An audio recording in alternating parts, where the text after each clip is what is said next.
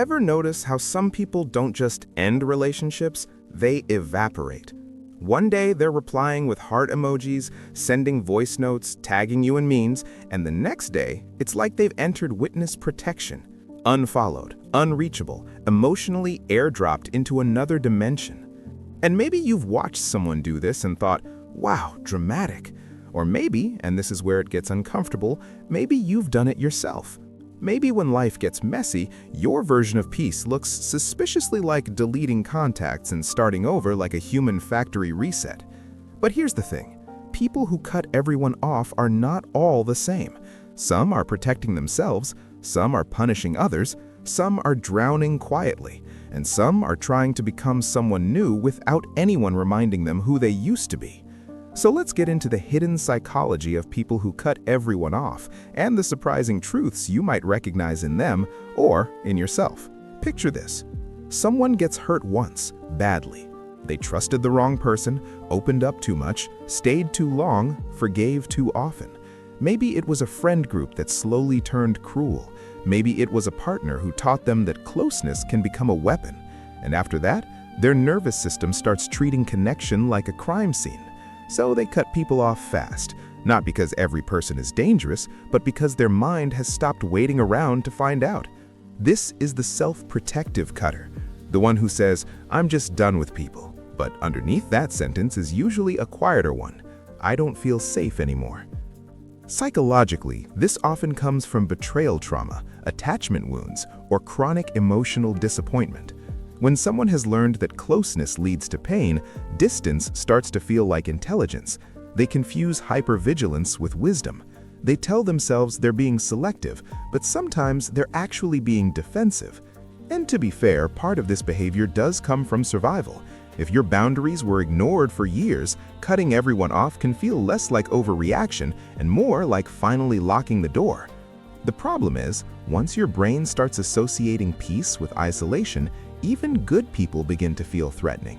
You don't just avoid the people who hurt you, you avoid anyone who might matter enough to hurt you next. If this one feels familiar, ask yourself, am I protecting my peace or protecting my wounds from ever being challenged? Then there's the person who cuts everyone off not from fear, but from control. You know the type. They disappear after conflict, not because they're overwhelmed, but because vanishing gives them the final word. No discussion, no closure, no messy accountability, just silence, that deluxe high-end silence that says, you no longer get access to me. This is the scorched earth cutter, the one who ends things in a way that feels almost theatrical, the social equivalent of flipping a table and then calling it boundary work. Now, sometimes this comes from narcissistic traits, but not always. More broadly, it can come from deep discomfort with vulnerability and shame. For some people, being confronted, disappointed, or emotionally seen feels unbearable. So instead of sitting in the discomfort of repair, they regain power by withdrawing completely.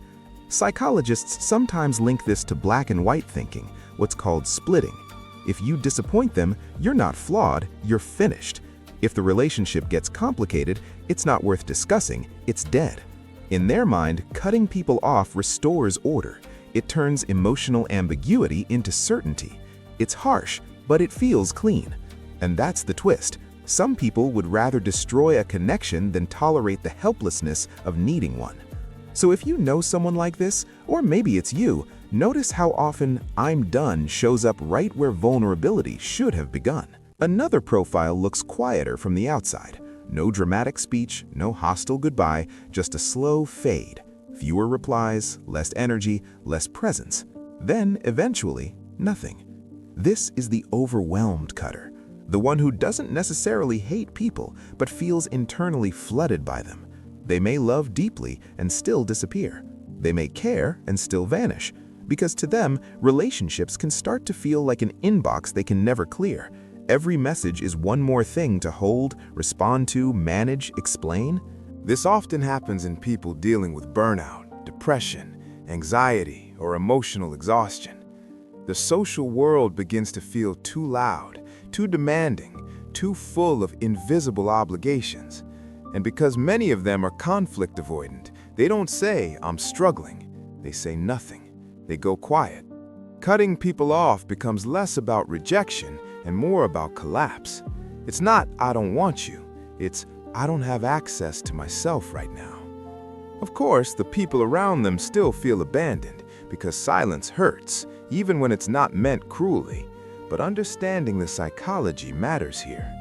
Some people don't leave because they feel nothing.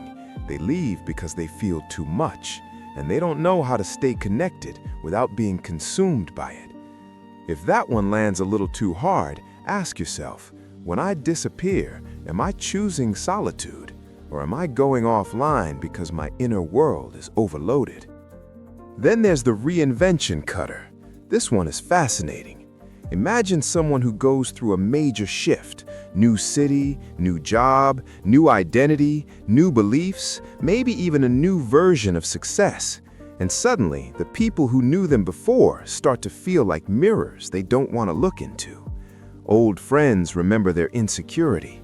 Their family knows their old patterns. Their ex knows what they're like when the performance drops.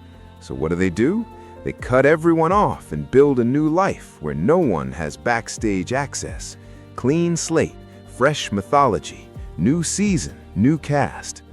Psychologically, this can come from identity instability or unresolved shame. Sometimes people aren't just escaping others, they're escaping a former self. And anyone who remembers that old self feels like a threat to the new narrative. In moderation, reinvention is healthy. People do outgrow environments. They do need distance to change. But when every new chapter requires erasing every old witness, it can signal something deeper, a fragile sense of self that can't tolerate continuity. They don't want relationships, they want rebranding. And the irony is, you can move across the world, change your hair, delete your followers, start posting minimalist quotes about peace, and still carry the same unhealed patterns into every room. Because geography is not therapy.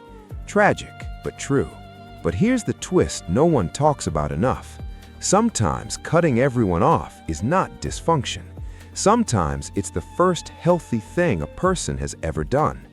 There are people who spend years over-explaining, over-giving, over-enduring.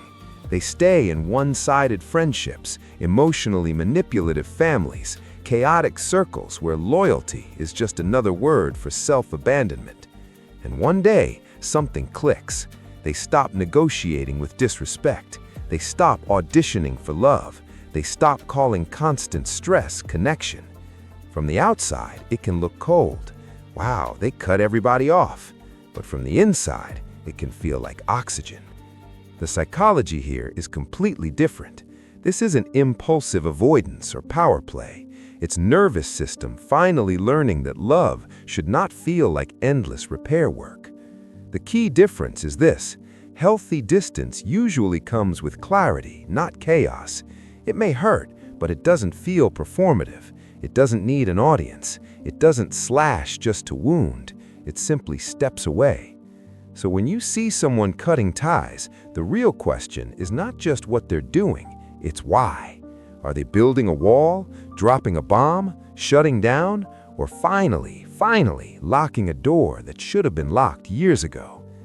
And maybe that's why this topic hits so hard, because almost everyone has a little bit of this impulse in them, the fantasy of disappearing, of not explaining, of leaving every complicated relationship on red and becoming an unreadable person yourself.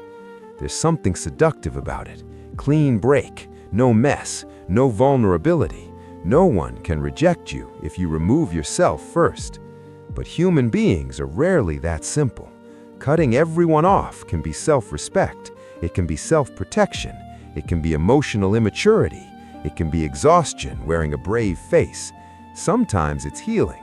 Sometimes it's a wound with good branding. So which type feels the most familiar to you? The protector, the controller, the overwhelmed ghost, the reinvention artist, or the person who finally chose peace over performance? And when someone disappears from your life, what story do you immediately tell yourself about why? Sit with that, because the behavior may look the same on the surface, but the psychology underneath can be completely different. And if this stirred something up in you, Maybe it named a pattern you've seen, or one you've been quietly living. Let that be the beginning of the conversation, not the end of it. Tell me how this lands for you. Which one did you recognize first? Someone else or yourself?